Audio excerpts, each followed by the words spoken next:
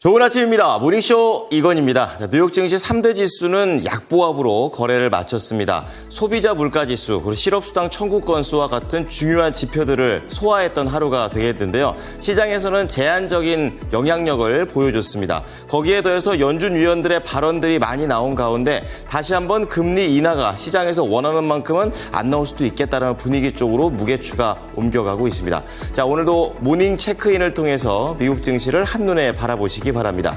자, 첫 번째 하이라이트 함께 보시겠습니다. 자, 9월 소비자 물가 지수가 발표가 됐습니다. 3년 7개월 만에 가장 낮은 수준까지 미치게 되면서 둔화세가 시장이 원하는 만큼 되지 않고 있다는 점이 부담 요인이 됐고요. 두 번째는 실업수당 청구 건수가 헤드라인이든 그리고 계속 실업수당 청구 건수든 역시 14개월 만에 최대치가 나오게 되면서 허리케인의 영향을 받은 것으로 시장에서 분석하고 있습니다. 자, 그런 가운데 이날 여러 연은 총재들의 발언들이 쏟아졌었던 하루였었는데요. 결국에는 이견을 보였던 라파엘 보스트 연은 총재의 발언에 시장은 하락 쪽으로 조금 무게를 실어갔습니다. 자, 그런 가운데 특징주를 보시게 되면요. 엔비디아의 새로운 블랙웰이라는 칩 자체가 매진이 됐다는 소식 속에서 엔비디아 어제에 이어서 강세를 이어갔고요. 마이크론 테크놀로지 역시 HBM 메모리와 관련해서는 긍정적인 전망들이 나오고 있습니다. 자, 그런 가운데 이제 코앞에까지 다가온 자율주행과 관련된 테슬라 같은 경우에는요. 약간의 하락세가 나오게 됐는데요. 장중에 변동성이 됐던 부분 증권사 입에서 출발했습니다. 자, 마지막으로 중국 소비주들은 부양책과 관련된 내용들, 그리고 11일 오늘부터 광군제에 진입하게 됩니다. 소비에 대한 내용 속에서 기대감을 반영했습니다. 자, 그럼 뉴스 체크해 보겠습니다. 오늘도 6가지 뉴스를 보겠는데요. 계속해서 HBM 때문에 엇갈리고 있는 삼성전자와 SK 하이닉스가 되겠습니다. 자, 이렇게 엇갈리는 상황에서 주가의 반등 시점은 어디에서 잡아야 될지 체크해 보시고요. 두 번째는 중국의 부양책과 관련해서 어떤 유동성의 수혜주를 받을 수 있을지 중국 관련주들 연결해 보셔야겠습니다. 그리고 개별적으로는 현대위아가 있는데요. 공작 기계를 우선 협상 대상자의 스맥을 선정해서 이제 새로운 사업으로 넘어가려는 그런 움직임들을 보입니다. 자, 모닝 리포트 보시게 되면요. 불닭볶음면으로 유명한 삼양식품이 되겠습니다. 3분기 실적과 관련해서는 바닥을 다진다라는 그런 내용들이 나오는 가운데 미국과 유럽에서의 수출은 계속해서 긍정적이다라는 눈초를 보여줬고요. 그리고 방산 쪽에서는 LIG 넥스원입니다. 목표가 상향 조정이 됐습니다. 3분기 실적과 관련해서는 약간 하회가 되지만 어쨌든 여전히 이 천군과 관련된 실적은 좋다라는 내용이고요. 그리고 아이스크림 미디어와 관련된 내용 보겠습니다. AI 디지털 교과서로 이제 넘어가는 시점이 이 회사한테는 강한 호재가 될 수 있다고 얘기하고 있고요. 여기에서 과목의 숫자 역시 확장이 되게 되면 추가적인 매출도 가능하다라는 입장입니다.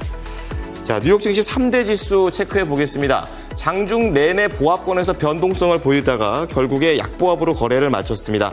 다우지수 0.1, 그리고 S&P 500 지수 0.2, 그리고 나스닥 지수 0.05에 그쳐서 상당히 제한적인 움직임을 보여줬던 하루가 되겠고요. 앞서 말씀드렸던 소비자 물가 지수, 실업수당 청구 건수, 그리고 연준 위원들의 발언들을 계속해서 해석을 했던 하루가 되겠습니다. 다음 조금 더 세부적으로 들어가 보겠습니다. 첫 번째 헤드라인입니다. 바로 소비자 물가와 관련된 그런 내용이 되겠는데요. 3년 7개월 만에 가장 낮은 수준으로 둔화가 됐습니다. 헤드라인을 보시게 되면 전년 대비 2.4%, 전월 대비 0.2% 올랐고요. 그리고 근원 소비자 물가 상승률로 봤을 때에는 전년 대비 3.3%, 전월 대비 0.3%로 시장의 예상치를 모두 다 상회했고요. 특히 이 근원 물가 상승률이 2달 연속으로 오른 것은 시장한테는 악재였습니다. 지난주 발표됐던 미국의 고용 증가폭이 예상을 크게 뛰어넘은 데 이어서 소비자 물가 상승률 또한 둔화세가 시장의 기대치에 못 미치게 되면서 연준이 금리 인하를 서두르지 않을 것이라는 내용으로 시장에서는 해석됐습니다. 자, 다음은 고용과 관련된 내용이 되겠습니다. 역시 이 부분과 관련해서도 그닥 시장에서 원하지 않는 그런 흐름인데요. 1년여 만에 최대 수준으로 급등했습니다. 신규 실업수당 청구가 25만 8천 건으로 전주 대비 증가했고 예상치를 상회했습니다. 그리고 계속 실업수당 청구 건수 역시 186만 1천 건으로 전주 대비 늘어난 것으로 나왔습니다. 여기에 더해서 허리케인 밀턴의 영향과 보잉의 파업의 영향 등으로 향후 증가세는 유지될 것으로 예상됐습니다. 마지막으로 연준 위원들의 발언입니다. 이렇게 소비자 물가지수를 어떻게 보고 있느냐에 대한 의견들이 나왔는데요. 총 4분 정도 나왔습니다. 같은 맥락에서는 3분 정도 묶어볼 수가 있겠는데요. 굴스비 총재는 주거비 둔화가 긍정적이다 이런 발언을 내놨고, 바킨 총재는 현재 인플레이션과 고용시장에 만족한다라고 얘기를 합니다.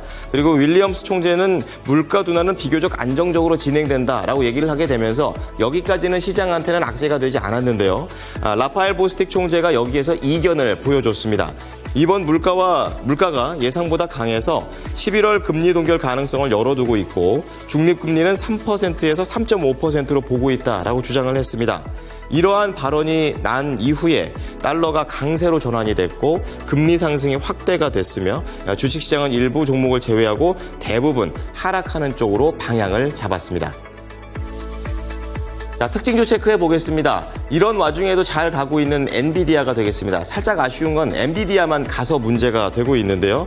우선 이 새로운 칩과 관련해서 매진 소식에 따라 반등에 성공하는 흐름이었습니다. 모건 스탠리와 젠슨 황 CEO가 컨퍼런스 직후에 가진 보고서 내용을 보면은 이 경쟁자 AMD의 신제품이 나와도 엔비디아한테 경쟁할 수 없을 정도다라고 엔비디아가 좋다라고 얘기를 하게 됐습니다. 자, 그렇게 되면서 엔비디아는 1.6% 오르면서 134달러에 거래를 마쳤고요. 두 번째로는 국내 증시에도 영향을 계속 미치고 있는 마이크론 테크놀로지입니다. AMD 쪽에서 신제품을 발표를 하게 되면서 차익 매물이 나왔지만 어쨌든 전보다 더 많은 메모리를 탑재했다라는 신제품이라는 점에서 시장에서는 이런 수요와 공급에 대한 부분을 좀 긍정적으로 반응을 했습니다. 마이크론 테크놀로지는 거의 4% 가깝게 강세를 보이면서 105달러에 거래를 마쳤습니다. 자, 그런 가운데 테슬라는 로보택시와 관련된 내용에서 재해석이 나오게 되면서 반등에 성공하는 그런 모습을 보여줬었는데요. 로보택시는 장중에 우려 때문에 3% 이상 하락하기도 했었습니다. 하지만 증권사 웨드부시 쪽에서 로보택시가 게임 체인저가 될 수 있다라고 언급을 하게 되면서 이날 장중에 반등하는 모습을 보여줬었는데요. 이렇게 좋은 내용과 우려가 계속 반복되면서 결국에는 소폭의 하락입니다. 238달러의 거래를 마쳤습니다. 마지막으로 중국 소비주들 체크해 보겠습니다.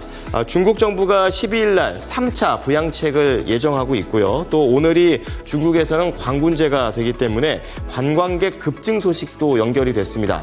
그래서 전반적인 중국 소비주들이 다 상승을 했었는데요. 이제 그 중에서는 가장 큰 종목 중에 하나인 알리바바 그룹 홀딩스입니다. 1.2% 오르게 되면서 109달러에 거래를 마쳤습니다.